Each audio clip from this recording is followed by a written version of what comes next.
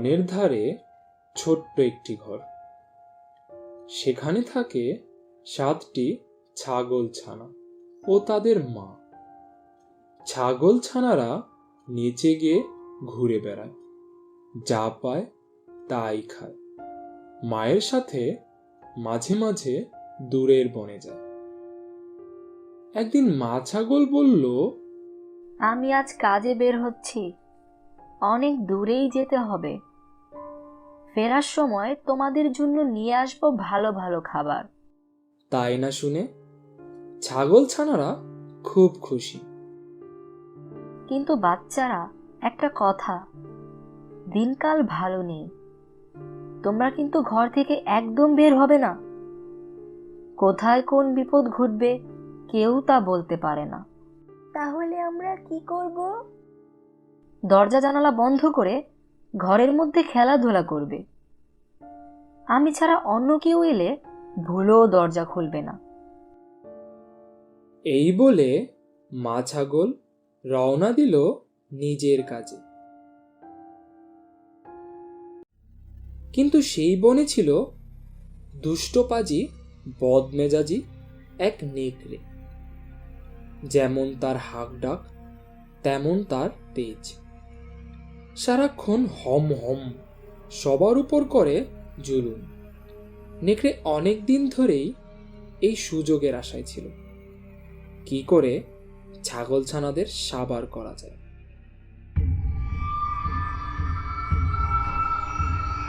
মা ছাগল ঘর থেকে বেরিয়ে যেতেই নেকড়ে বুঝল এই তো সুযোগ।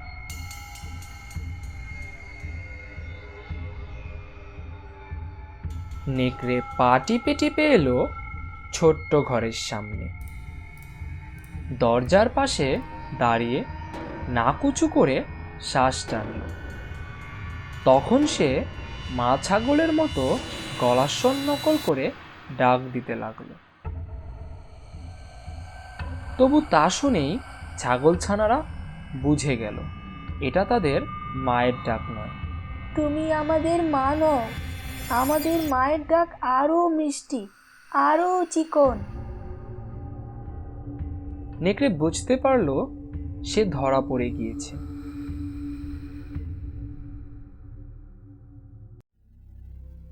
মন খারাপ করে সে গেল এক বুড়ো ভাল্লুকের কাছে। ভাল্লুক ভাইয়া, আমাকে একটু মধু দেবে?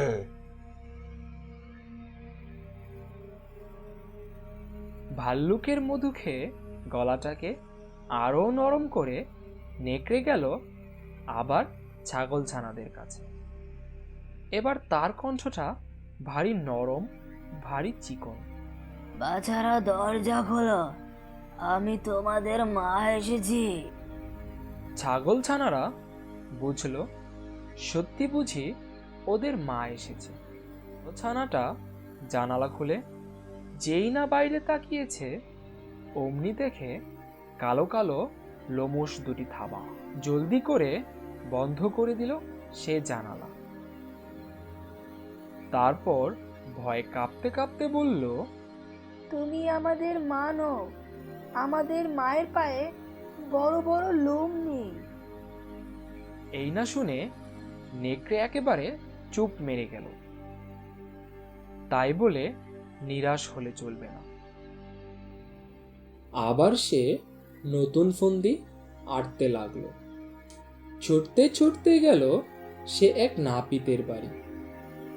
নাপিত ভাইয়া, ঘুর দিয়ে আমার পায়ের লোমগুলো একটু চেঁচে দাও না ভাই।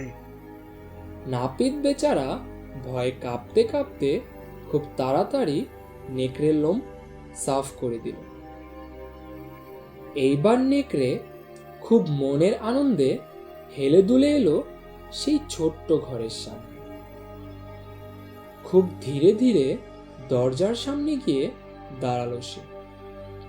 তারপর নরম সুরে বলল, বাছারা, দরজা খোলো, আমি তোমাদের মা এসেছি। জানালা খুলে পায়ের দিকে দেখল। এই পা ওদের মায়ের পা। তারপর তারা দরজা খুলল। নেকড়ে তখন হুংকার দিয়ে ভেতরে ঢুকলো। ভয়ে আতঙ্কে চিৎকার শুরু করলো ছাগলছানা। এক একজনকে ধরে আর কপাত করে গিলে খায়। মনের আনন্দে ঢেকুর তোলে। এইভাবে ঝটপট 6 জনকে সাবার করে ফেলল নিমিষেই। ছোট ছাগলটি লুকিয়েছিল দরজার পাশে। নেকড়ে তাকে আর খুঁজে পেল না। 6 জনকে সাবার করে নেকড়ের তখন ভরপেট। প্রাণ করে আইটাই, কোথায় যাই কোথায় যাই।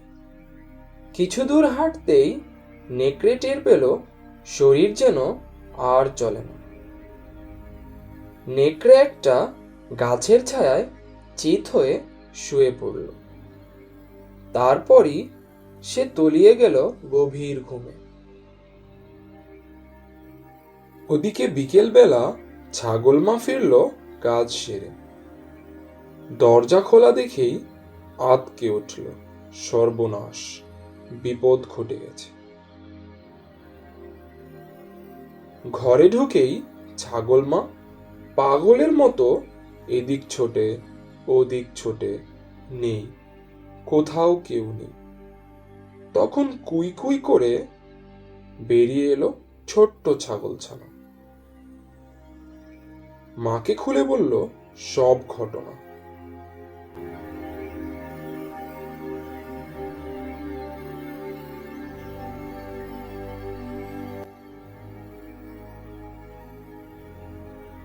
ছাগলমা খুব বুদ্ধিমতী।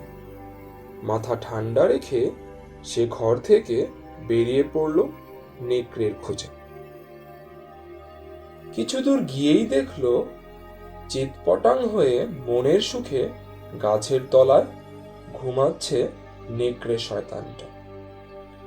ছাগলমা তার পাশে গিয়ে ধাক্কাধাক্কি করলো, কিন্তু কোনো সাড়া শব্দ না পেয়ে নেকড়ের পেটের মধ্যে কান দিতেই ছাগলমা শুনতে পেল ছাগলছানাদের শব্দ। মায়ের মন তখন খুশি হয়ে উঠল। তখনই ঘরে ফিরে সে ছুরি আর সুই সুতা নিয়ে আবার গেল নেকড়ের কাছে। ছুরি দিয়ে নেকড়ের পেট চিরল ধীরে ধীরে। পেটের মধ্যে থেকে বেরিয়ে এলো 6টি ছাগলছানা। ওরা কেউই মরেনি, কারণ নেকড়ে ওদের গিলে খেয়েছে। শিগগিরই তোরা পাথর টুকরা নিয়ে আয়। তারপর তারা সবাই মিলে পাথরের টুকরো ভরল নেকড়ের পেটে। ছাগলমা খুব সুন্দরভাবে পেটটা সেলাই করে দিল। নেকড়ের কিছুই বুঝবার কোনো উপায় রইল না। ছাগলমা ফিরে এলো আপন ঘরে। আর নেকড়ের সেই ঘুম ভাঙল অনেক রাতে। হাই তুলে নেকড়ে যখন চোখ মেলেছে, দেখে চারদিকে কেমন অন্ধকার, আর পিপাসায় যেন কলিজাটা ফেটে যাচ্ছে। কোনো মতে সে উঠে দাঁড়ালো। পেটটা যেন আগের চেয়ে অনেক বেশি ভারী মনে হচ্ছে। কোনো মতে টলতে টলতে নেকড়ে গেল নদীর ধারে। আর যেই না সে নেমেছে পানিতে, অমনি পেটের পাথরের ওজনের তাল সামলাতে পারল না বেচারা। অত ওজন নিয়ে তলিয়ে গেল পানির গভীরে। ছাগলছানারা তারপরে লতাপাতা খেয়ে বনে বাদারে ঘুরে বড় হতে লাগলো নিশ্চিত মনে। আগের কথা। এক জঙ্গলে বাস করত একটি টুনি আর তার দুটি ফুটফুটে ছানা। টুনি তার দুটি ছানা নিয়ে খুব সুখেই বসবাস করছিল। কিন্তু একদিন টুনির বাসার উপর নজর পড়ল এক ধূর্ত শিয়ালের। আরে বাহ, এদিকে টুনির বাসায় দুটো ছানা আছে। যাই, টুনিকে বোকা বানানোর চেষ্টা করি। উফ, কি যে নাতুস নুতুস ছানা! আমাকে আর যে করেই হোক এটা খেতেই হবে। টুনটুনির মাংস যে কি নরম আর সুস্বাদু হয় তা কি বলে বোঝানো সম্ভব? যে খায় সেই জানে। আমাকে যেভাবেই হোক ওই ছানা দুটো খেতেই হবে। এই বলে শিয়াল টুনির বাসার নিচে গেল। এই বেটা টুনি, তোর ছানা দুটোকে নিচে ফেলে দে, তা না হলে আমি যদি গাছে উঠি তাহলে তোর ছানাদের সাথে তোকেও খেয়ে ফেলবো। তুমি কি বানর নাকি সাপ যে তুমি গাছে উঠবে? তুমি তো একটা শিয়াল, তুমি কিভাবে গাছে উঠবে? তুমি কি আমাকে বোকা পেয়েছো নাকি যে তোমার ভয়ে আমি আমার ছানা দুটোকে নিচে ফেলে দেব? তোমার যদি ক্ষমতা থাকে তাহলে উপরে উঠে এসো, এসে আমার ছানা দুটোকে খেয়ে যাও। এখনো সময় আছে, তোকে শেষবারের মতো বলছি, তোর ছানাদেরকে নিচে ফেল, তা না হলে সত্যি সত্যি আমি কিন্তু তোর বাসার উপরে উঠে যাব। তখন কিন্তু আমি তোর ছানাদের সাথে সাথে তোকেও খেয়ে ফেলবো। বললাম তো, যদি তোমার ক্ষমতা থাকে তাহলে তুমি আমার বাসায় চলে এসো, আমিও দেখি তুমি কেমন করে গাছের উপরে উঠে আমার ছানা দুটোকে খেয়ে যাও। না না, ভেবেছিলাম টুনিকে বোকা বানিয়ে ওর ছানা দুটোকে সাবার করব, কিন্তু দেখছি বেটা অনেক চালাক। এখন কি করি? আরে, টুনির গাছটা দেখি অনেক চিকন। যাই, এটাকে জোরে ঝাঁকি দিই। গাছটা যেই চিকন, আমি যদি এটাকে ঝাঁকাতে শুরু করি তাহলে তো টুনির দুটি কচি বাচ্চা নিচেই পড়বে। তাই আর দেরি না করি, যাই যাই। এই বলে পাজি শিয়ালটি টুনির গাছটিকে ঝাঁকাতে শুরু করে।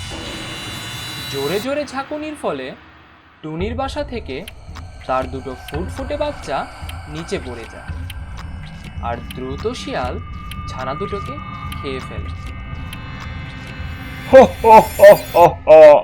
দেখলি তো টুনি, তোর ছানাদের কিন্তু আমি খেয়েই ফেললাম, কিন্তু দেখছিস তুই বেঁচে গেলি।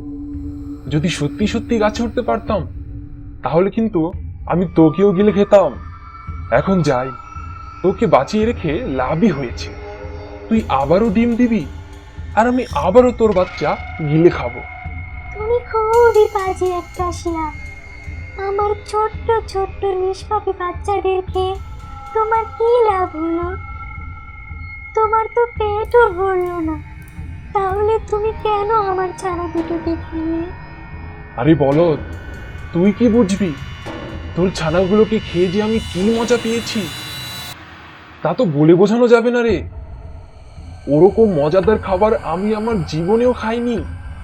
তবে তুই টেনশন করিস না, এর পরের বারও কিন্তু আমি তোর ছানাদের খাবো।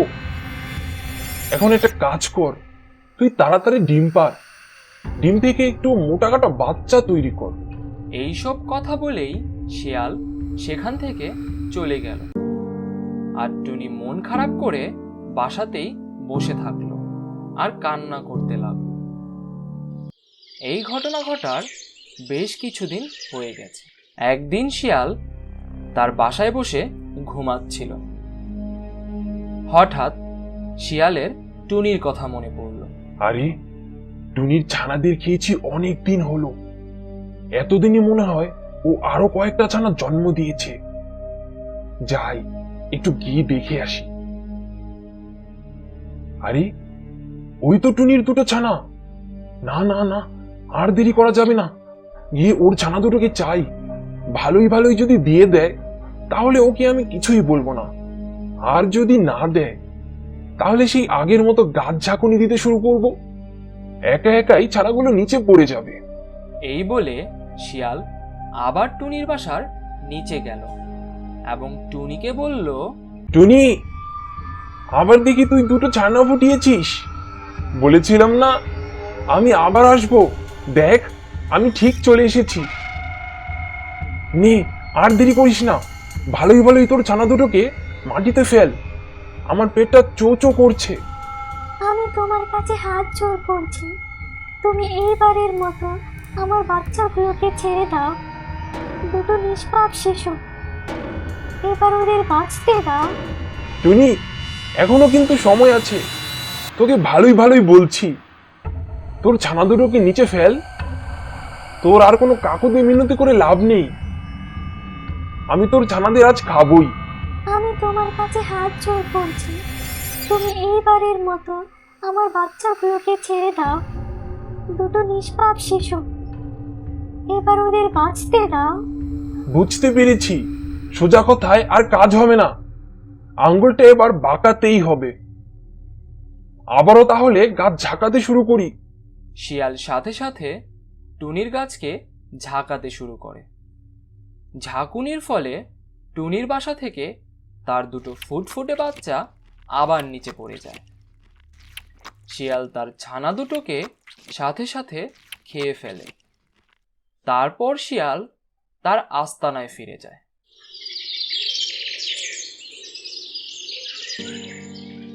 পরদিন সকালে টুনির বান্ধবী কাক চলে আসলো। কি হয়েছে ছোট্ট টুনি পাখি, তুমি কান্না করছো কেন? আর তোমার ছানা দুটো কোথায়? আর বলো না বোন, একটা পাজি শিয়াল আমার ছানা দুটোকে খেয়ে ফেলেছে। এর আগেও একবার আমার ছানা দুটোকে খেয়ে ফেলেছিল, আর আমি কিছুই করতে পারছি না। শিয়াল কিভাবে তোমার বাচ্চা দুটোকে খেয়েছে?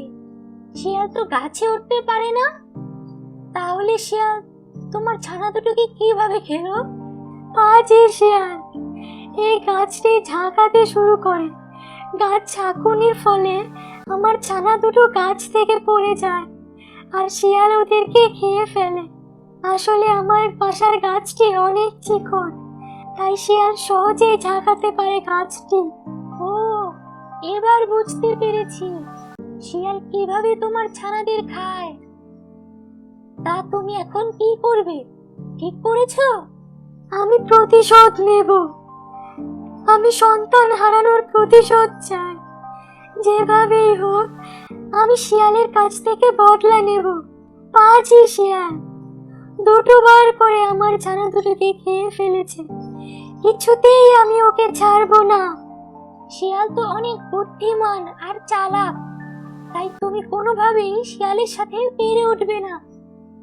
তাহলে তুমি কিভাবে প্রতিশোধ নেবে, কিছু ভেবেছো? তোমার কাছে কোনো বুদ্ধি আছে? শিয়ালকে আমি যখনই সামনে পাবো, তখনই ওর মাথাটা আমি ঠোকরাতে থাকবো, আর ঠোকরাতে ঠোকরাতে ওর মাথার কিলো বের করে ফেলবো। তখন ওর উচিত শিক্ষা হবে।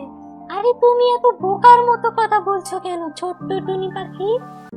তুমি যখনই ওর মাথার সামনে যাবে, ও তো তোমাকে সাথে সাথে ধরে খেয়ে ফেলবে। তখন তুমি ওর খাবার হয়ে যাবে। আমার কথা মন দিয়ে শোনো, শিয়াল যখন ঘুমাবে তখন একটি ছুরি দিয়ে ওর লেজটা কেটে ফেলবে, তাহলেই ওই শিয়ালের চরম শিক্ষা হবে। লেজ হচ্ছে শিয়ালের সবচেয়ে প্রিয় জিনিস। তুমি যদি ওর লেজটা কেটে ফেলো, তাহলে ও জঙ্গলের কারো কাছে মুখ দেখাতে পারবে না, আর লজ্জাতে ও এখান থেকে পালিয়ে যাবে। ঠিক বলেছো কাক বান্ধবী, এই কাজটি করতে হবে। শিয়ালের লেজটি কেটে দিলে ও কোনোভাবেই মুখ দেখাতে পারবে না। তাহলে একদিন সুযোগ বুঝে ওর লেজটা কেটে দিতে হবে। একদিন শিয়াল তার আস্তানায় ঘুমাচ্ছিল। তখনই টুনি একটি ধারালো ছুরি নিয়ে সেখানে চলে আসে, আর সুযোগ বুঝে শিয়ালের লেজটা কেটে দেয়। শিয়ালের ঘুম ভেঙে যায় এবং শিয়াল কান্না করতে থাকে, আর টুনি সেখানে আর দেরি না করে জলদি করে উড়ে যায়। ওরে বাবারে, টুনি দেখি আমার লেজটা কেটে দিল। লেজ ছাড়া এই জঙ্গলে আমি কিভাবে বের হব? আমার তো মান সম্মানের ফালুদা হয়ে গেল। আমি এখন মুখ দেখাবো কি করে জঙ্গলে? আমার তো আর কোনো সম্মানই থাকলো না। লেজ ছাড়া আমাকে দেখতে তো একদম জোগাড়ের মতো লাগছে। আমার তো সব শেষ হয়ে গেল। এই বলে শিয়াল ওই জঙ্গল। প্রচন্ড রোদে একদিন এক পিঁপড়ে পুকুরের পাড়ে এসে পানি পান করতে লাগলো। পানি পান করতে করতে হঠাৎ পা পিছলে পুকুরে পড়ে যায়।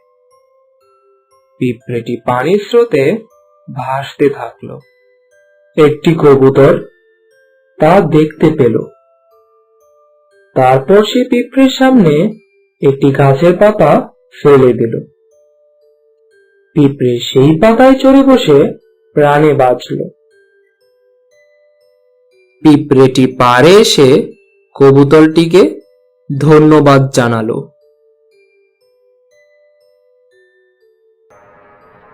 কিছুদিন পরে পিঁপড়েটি দেখতে পেল একজন শিকারী সেই কবুতরটির দিকে তীর ছুঁড়তে উদ্যত। কুট করে সে কামড় বসিয়ে দিল। উহ করে উঠতেই হাতের তীর গেল ফসকে, আর কবুতরটি উড়ে গেল।